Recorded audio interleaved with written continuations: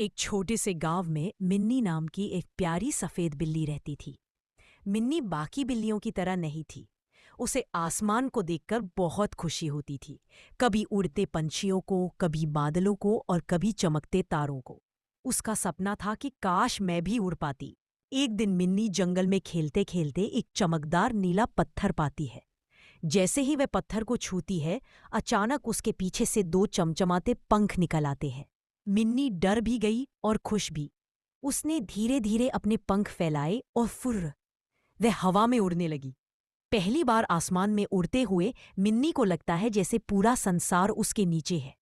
वह पेड़ों के ऊपर से उड़ती है, नदी के ऊपर गोल गोल चक्कर लगाती है और पहाड़ों की चोटी को छू आती है।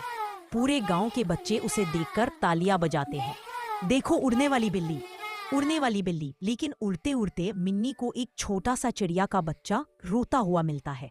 वह अपने घोंसले से गिर गया था और वापस नहीं जा पा रहा था। मिन्नी तुरंत नीचे जाती है, अपने मुलायम पंजों में उसे उठाती है और सावधानी से उड़कर उसके घर तक पहुंचाती है। चिड़िया की माँ खुश होकर मिन्नी को आशीर्वाद देती है। अब मिन्नी सिर्फ उड़ने वाली बिल्ली ही नहीं, गांव की हीरो बन चुकी थी। वह हर दिन किसी न किसी की मदद करती, कभी टोकरी पहुंचाने, कभी खोए खिलौने ढूंढने, कभी बच्चों को खुश करने।